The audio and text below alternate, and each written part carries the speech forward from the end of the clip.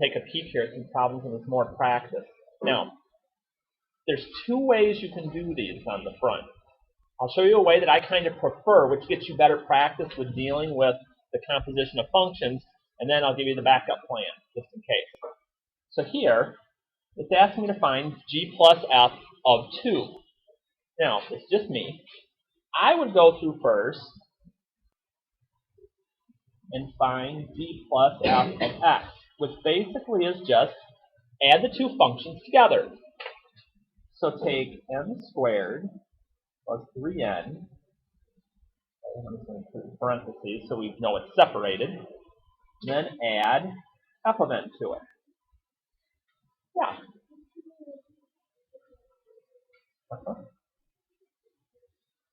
So now I don't see any negatives, so there's nothing to distribute.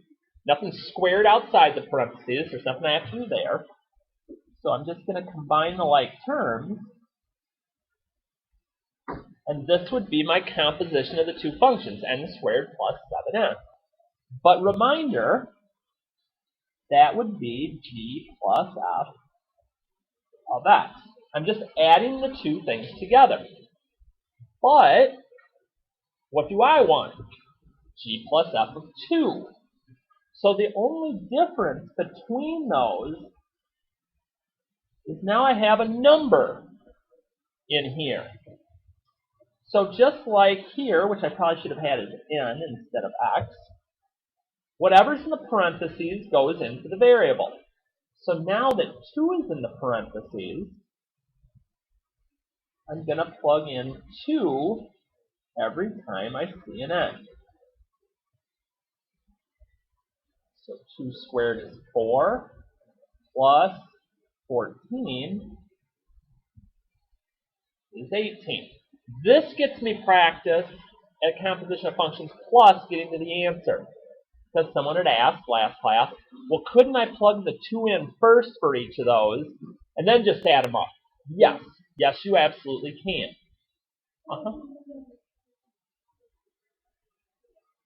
That's supposed to be an n. I made a boo-boo. I should have had that in to begin with. Yep. Okay, so you have an option. You can do it either way, but like I said, the general practice that you need with function operations is going to be much more beneficial to you if you actually combine the two things first, then go back. Kind of like when I'm talking about that, let's move down a little bit. Let's move down to like 5. Same type of idea, except now it says f minus g.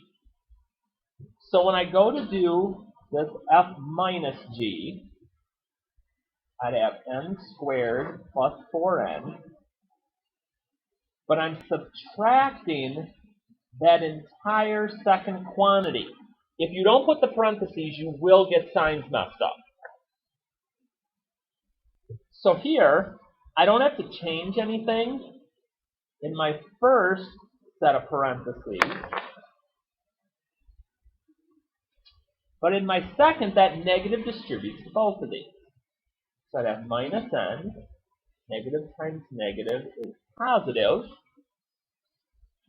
And then I just combine the terms that are alike. And again, you cannot combine n squared and n and call it n cubed. That's not how this works.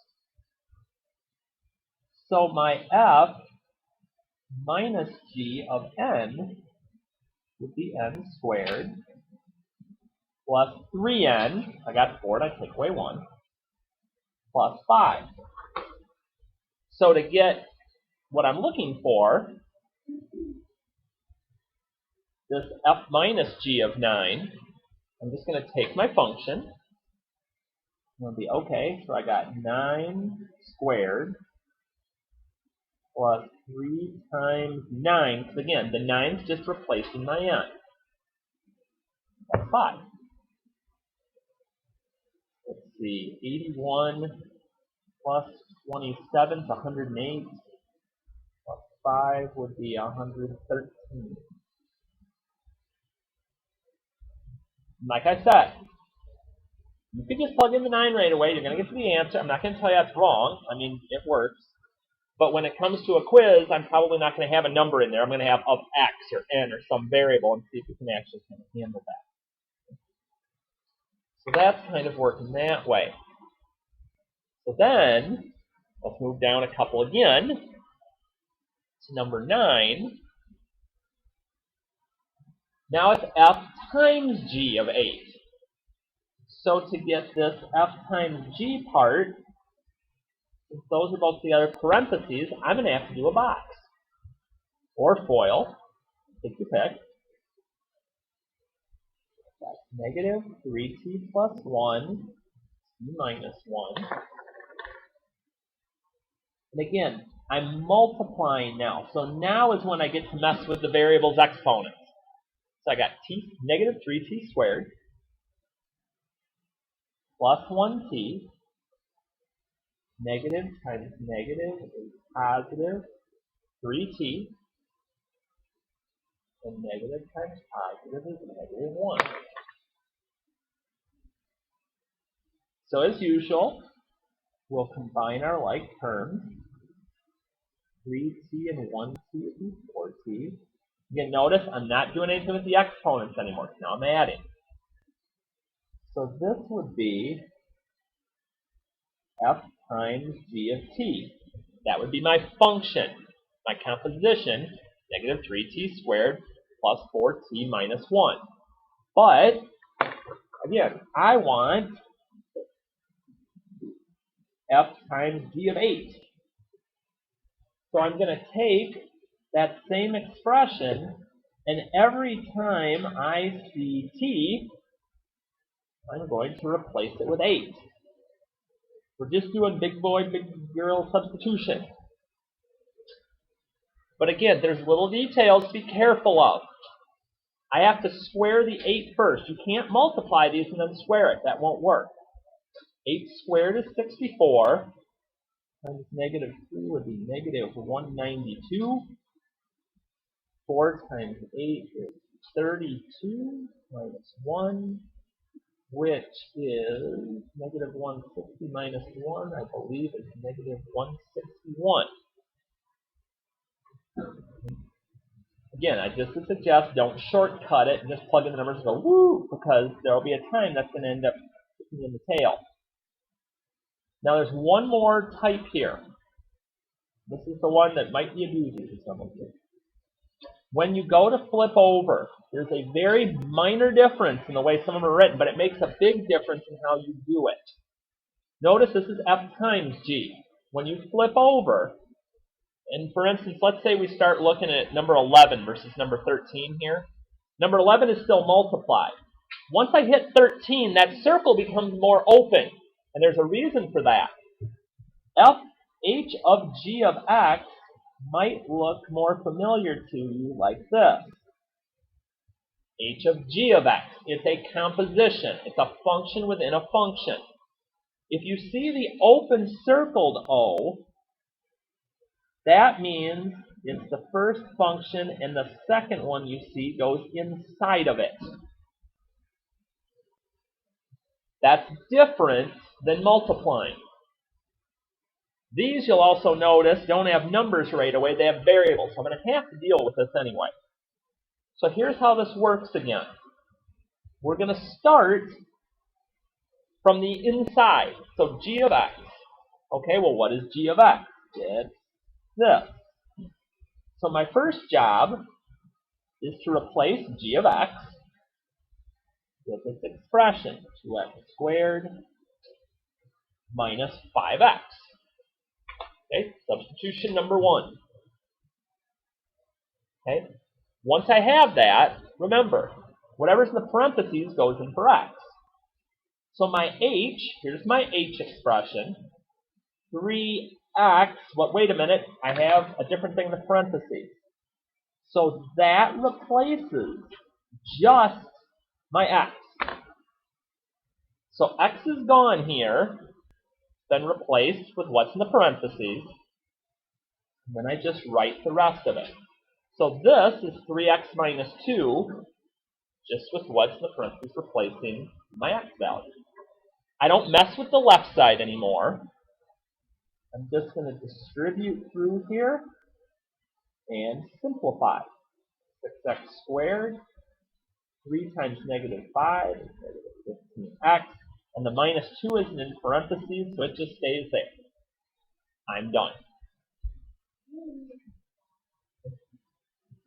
Substitute whatever of x you have in the middle and substitute. It's no different, believe it or not, than me telling you let x equal 7, plug it into this equation. But it's one of those things, again, that you've got to be willing to kind of take a look at, like we are on 14. F of t is going to replace what's in the parentheses. So f of t is 3t minus 3. So my job now, that was my first substitution, is to say, okay, here's my g function. Anytime I see t, right off the bat, I'm going to replace the t with 3t minus 3, but everything else about my expression stays the same. So these two are actually identical, except instead of the t's, I replace the t's with what's in my parentheses. There's probably only one more place you might fall down here. And I even had people doing this first hour after I told them. They're like, ooh, dang, he's calling us out on public internet. I can't just square each of these, okay? 3t minus 3 squared, remember, means I have 2 of these. If I have 2 of them, I need to FOIL or box them out. Doesn't matter which way you do it, but you're going to end up with a middle term. So instead of running through the whole box, which I know you can do on your own, I'll tell you what that's going to equal when I box it out. So I'll have negative 9t and negative 9t, negative 18t, and negative times negative is positive. So my first term right here, once I multiply it out, is 9t squared minus 18t plus 9. But again, that's just this part. The 4, not doing anything with it right now, so I'll just bring it along. And there's just a plus here, so these I can actually just go ahead and put in there as well. So now that everything's cleaned up and multiplied out, I just got to put it in order, simplify things, and I'm good. So 9t squared, that's good. Negative 18 plus 3 is negative 15t. And 9 plus 4 minus 3 is 10. Woo-hoo. That's basically yesterday's lesson gone back through again with the add, subtract, and the composition of functions. So now, I'm going to do something else that I normally don't do. I normally don't sit there when you're just starting an assignment and go, woo, here's the answers. But I am, because you've got to show me how you're getting there anyway, and I don't want you getting to next week wondering all week, did I do this right even? I don't know if I did this right. I'm just going to do the first 2 and quit until I can see. No. Now you can see if they're right as you're going along. So make sure as you're going through doing this that you're checking your answers. And then if you're buzzing through this and feeling good and you want to jump in on the review, you can. Because Tuesday we're going to learn one new thing. Plus we're going to do review stuff for the quiz. The answers will be up on the sideboard so you know they're right. We'll answer some basic questions. I don't think we're going to go through it start to finish. And then Wednesday is going to be the quiz on the stuff we've been doing here in the last week. Next homework check will probably be Thursday or Friday next week. Somewhere in there. So that's kind of where we're heading right now and how things are going.